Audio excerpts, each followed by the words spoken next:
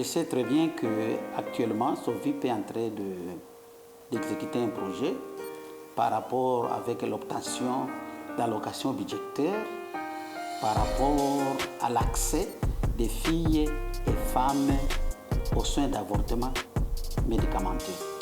C'est un projet dans lequel on a constaté qu'il y a d'abord la prise de conscience des personnes contactées par rapport à la thématique. Parce que c'est une thématique qui n'est pas facile dans notre milieu. Alors, les personnes contactées, les influenceurs, comme vous le savez très bien, comme moi, quand on parle d'un plaidoyer, il faudrait avoir des autorités à contacter. Il faut avoir les influenceurs.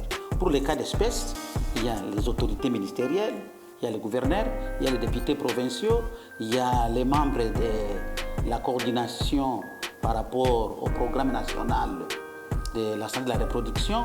Alors, tout ce monde-là, il faudrait les contacter pour arriver à l'obtention de cette allocation dont je vous ai parlé.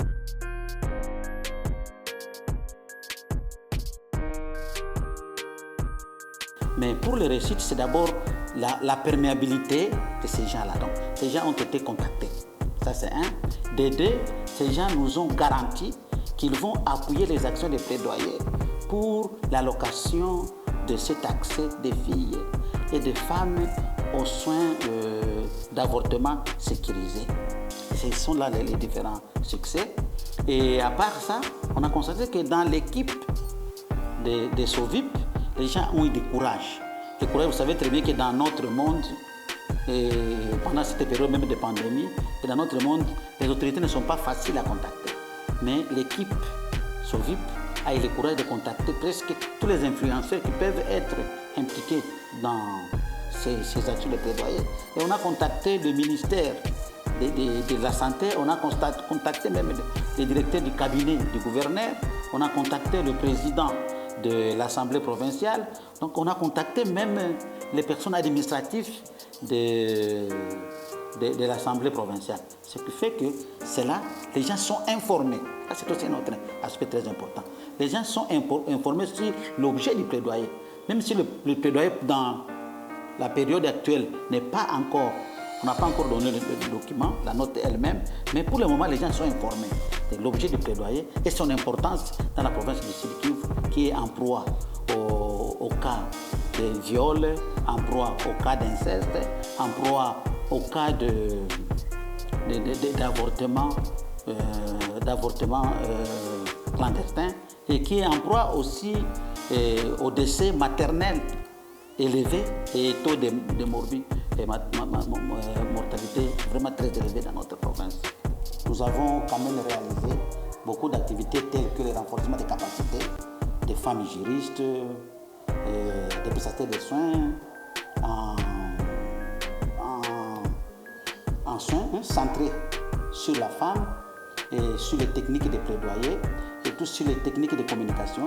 Tout ça, ça nous a aidé à impliquer vraiment les femmes et toutes les parties prenantes dans les actions de plaidoyer. Nous avons mis sur pied 4 comités donc locaux, des structures locales, qui ont comme objectif principal de sensibiliser la communauté à la base.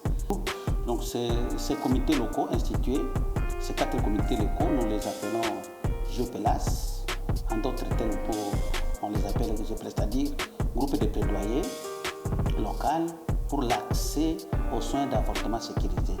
Alors ce sont des groupes qui sont quand même mixtes, il y a et les femmes et les hommes, et qui sont basés dans 4 endroits où nous avons trouvé des grandes agglomérations où il y a beaucoup de cas pareils, surtout des cas d'avortement clandestin.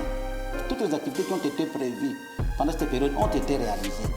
Et à cela s'ajoute surtout ce que nous avons vu, c'est surtout l'activité en rapport avec l'effectivité de l'élaboration de la note de plaidoyer, avec l'appui des influenceurs. Alors cette effectivité, cette note va nous aider à être traitée selon la démarche pour arriver jusqu'à l'allocation dont nous avons besoin. Nous avons élaboré, c'était notre plaidoyer qui a été appuyé avec les arguments, avec les arguments des influenceurs, avec les arguments de certains décideurs ciblés et avec les arguments de certains leaders aussi ciblés dans tous les milliers où nous sommes en train de travailler dans notre rayon d'action du projet. Cette note a été distribuée non seulement aux décideurs, mais aussi aux influenceurs qui ont été ciblés.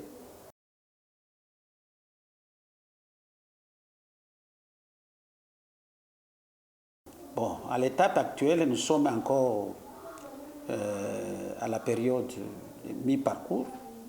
Comme on est encore à la période de mi-parcours, jusque-là, nous avons quand même réalisé certaines innovations, telles que la mise sur pied des GPLAS, ces groupes-là, locaux, pour le plaidoyer au niveau local. C'est un groupe où on avait trouvé et les hommes et les femmes. Il y a encore un autre aspect innovant, tel que l'implication. L'implication des femmes juristes et des prestateurs des soins dans l'élaboration de la note de plaidoyer.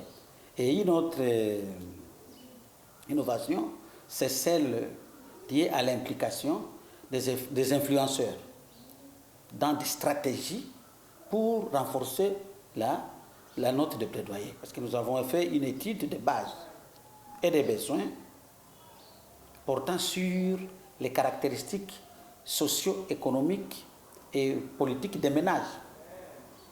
Et nous avons, à partir de ça, nous avons évalué, à partir de cette étude de base, on a parlé même des niveaux d'études de ces femmes-là.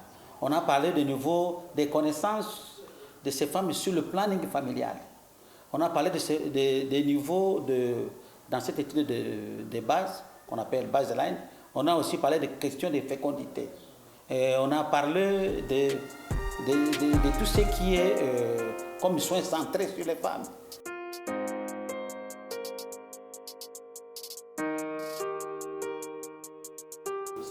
Alors, nous avons aussi mené des activités, pas pour les femmes seulement, et pas pour les hommes seulement. Et nous avons tenu compte du genre. Du genre parce que nous avons, bien que pour les femmes juristes, elles ont été toutes sélectionnées femmes pour des besoins de la cause, mais pour les prestataires des soins, nous avons pris 50% des prestataires féminins et 50% des prestataires des soins masculins. Et dans les groupes de notre DJPLAS, dans ces groupes-là qui sont installés dans les milliers, là nous avons pris 60% de femmes et 40% d'hommes. Et tout ça, pourquoi? C'est là, nous avons fait cette discrimination positive. Pourquoi? Parce que ce sont les femmes qui sont beaucoup plus concernées par l'avortement sécurisé.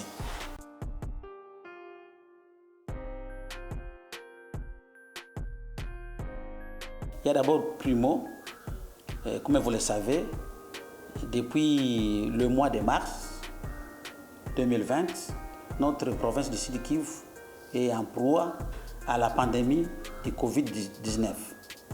Et cette situation a perturbé notre calendrier.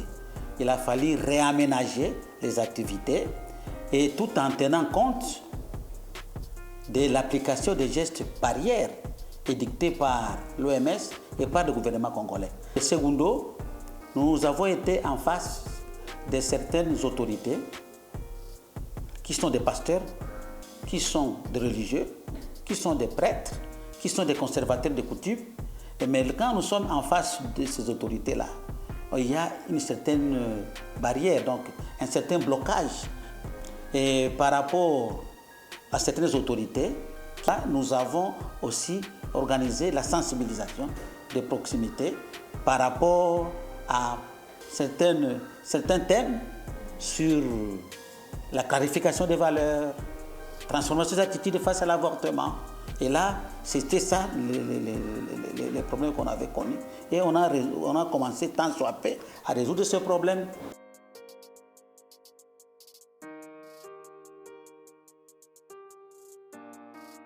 Oui, ce qu'il nous reste à faire, c'est la poursuite d'abord des échanges avec les autorités que nous avons déjà contactées au niveau de la province. Parce qu'on a déjà contacté les cabinets du gouverneur de province, on a déjà contacté les ministres provinciaux de la Santé, on a déjà contacté d'autres influenceurs. Mais nous allons aussi poursuivre ces échanges et nous allons aussi renforcer nos échanges avec les commissions parlementaires, telles que la commission PAJ, politique, administration, justice et droits humains, la commission socio-culturelle, il y a aussi la commission des finances. Ce sont des commissions qui vont nous aider à renforcer nos activités, surtout pour appuyer l'adoption de cet édit en rapport avec l'allocation budgétaire au mois de septembre. Et comme nous sommes en contact permanent avec le ministère provincial de la Santé, ce ministère nous a demandé, donc il a demandé à son VIP de l'aider pour l'élaboration de la politique, de la gestion de la chaîne d'approvisionnement.